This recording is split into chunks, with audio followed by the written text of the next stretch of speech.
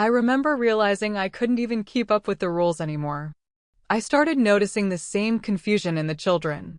One time we were in the car, and he was passing a water bottle back to the kids.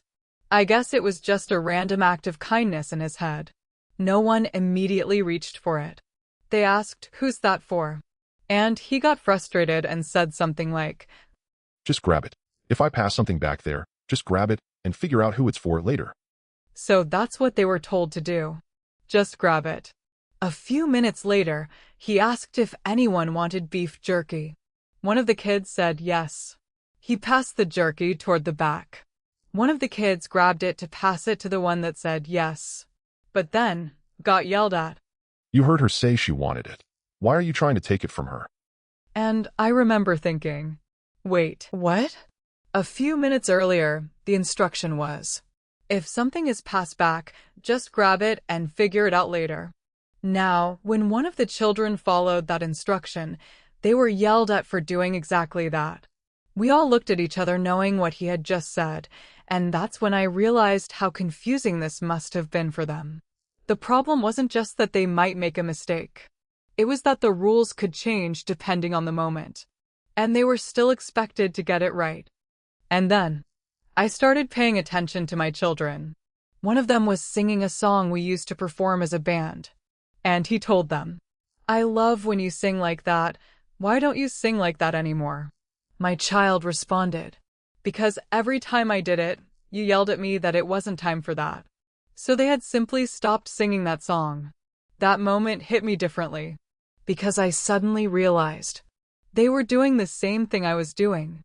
They were learning. Don't do that. Don't say that. Don't ask that. Don't make him angry. And I had to ask myself, what am I teaching them? During our cross-country road trip, one of my children lost a special piece of jewelry. They came to me quietly, crying.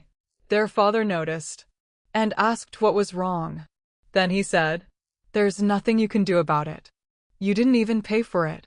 There's nothing to cry about." And immediately, my child shut down. He wanted no conversation about it. Not, "I know you're disappointed."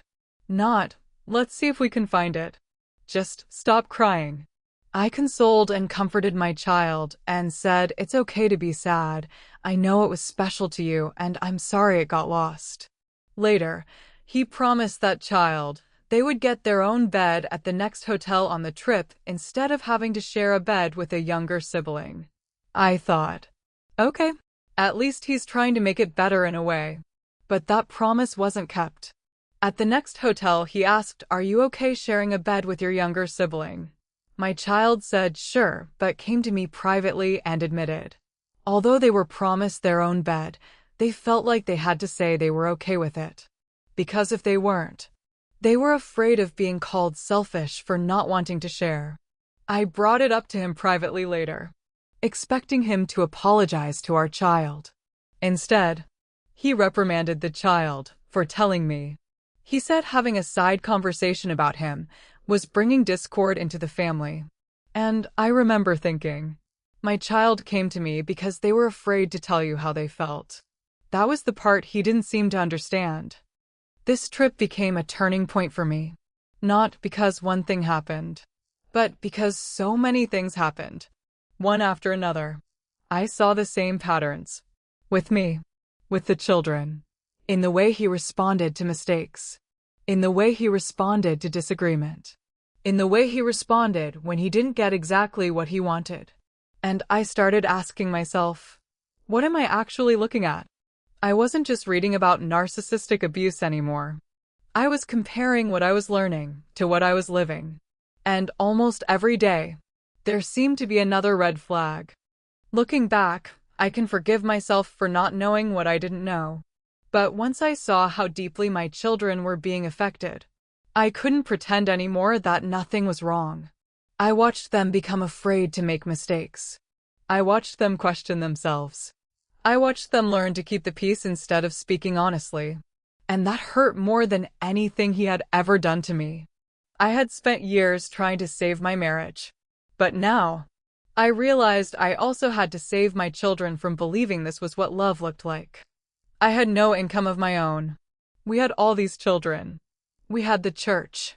My entire life was wrapped up in this marriage.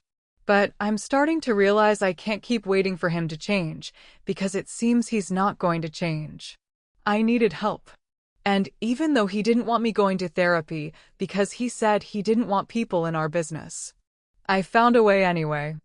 In the next episode, I'll tell you what happened when I finally sat down with a therapist, and how those conversations gave me the courage to say something I never thought I'd be able to say.